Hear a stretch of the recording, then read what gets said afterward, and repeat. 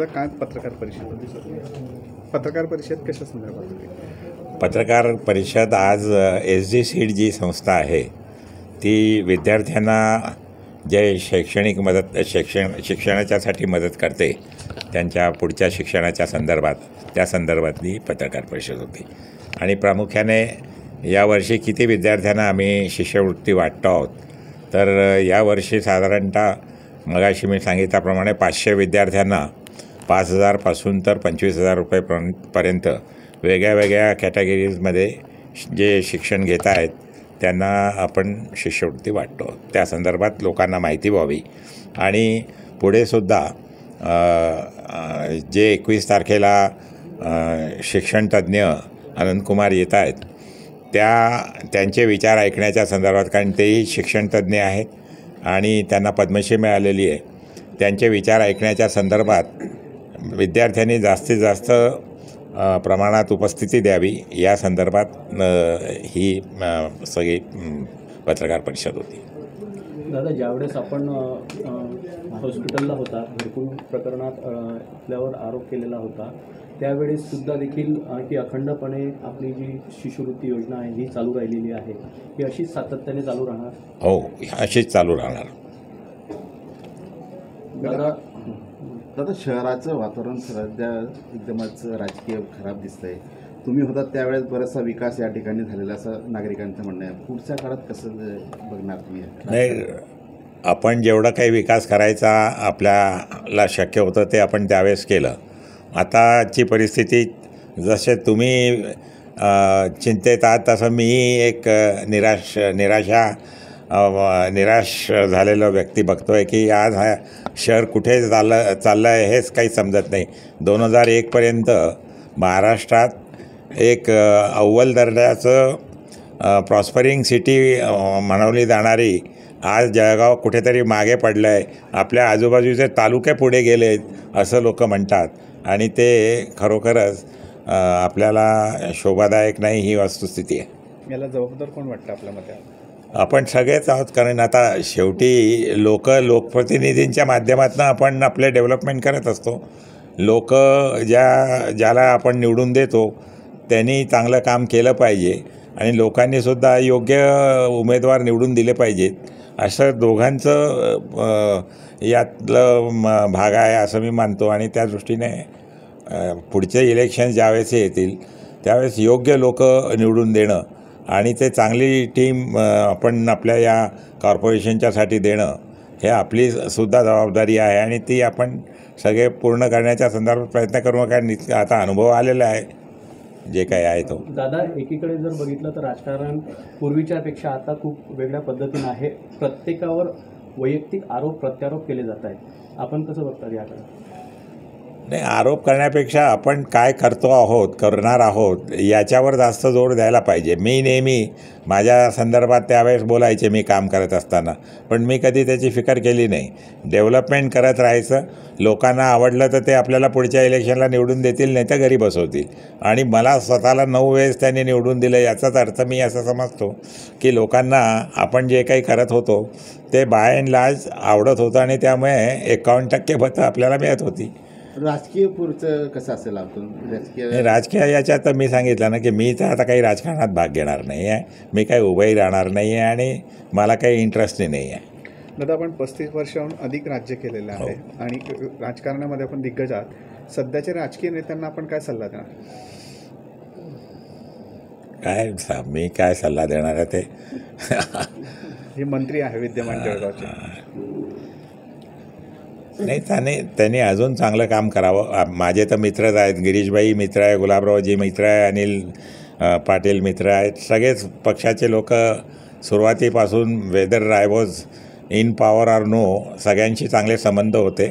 आजही चांगले संबंध आहे आणि ज्या वेळेस ते भेटतात त्यावेळेस मी त्यांना सांगतच असतो की बाबा करा, सगळ्या जिल्ह्याचं चांगलं भरभराट आणण्याच्यासाठी जे काही शक्य असेल ते करा.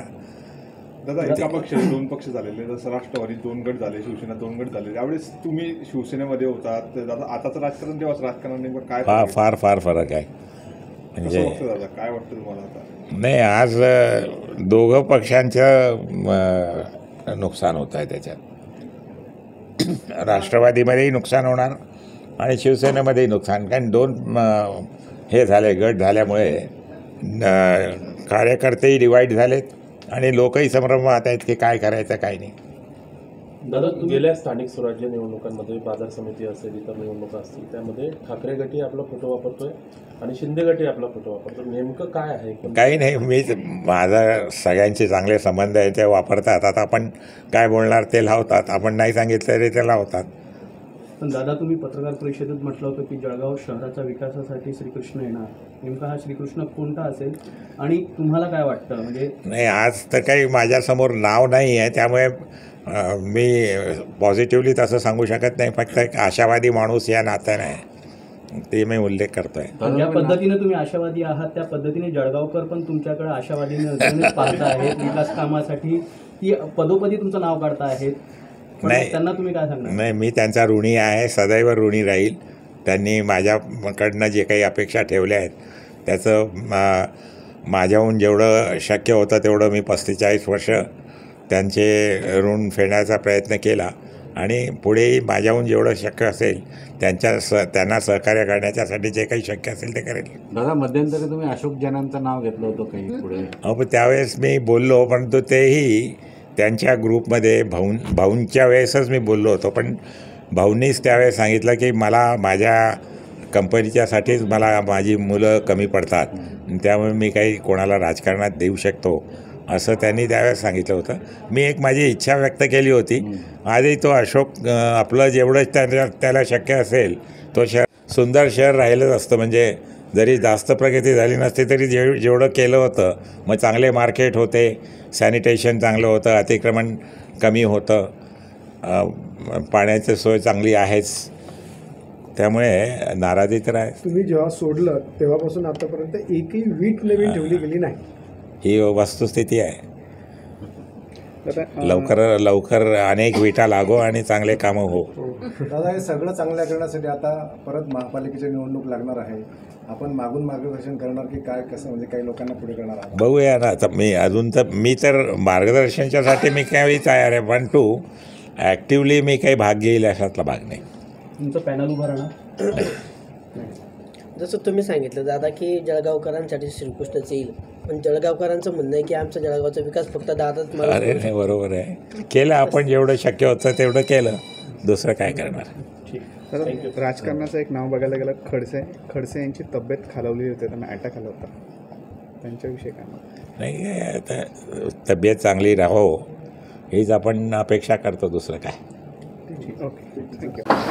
दादा काय पत्रकार परिषद कशा संदर्भात? पत्रकार परिषद आज SD सीड जी संस्था आहे ती विद्यार्थ्यांना जे शैक्षणिक मदत शिक्षणाच्यासाठी मदत करते त्यांच्या पुढच्या शिक्षणाच्या त्या संदर्भातली पत्रकार परिषद होती.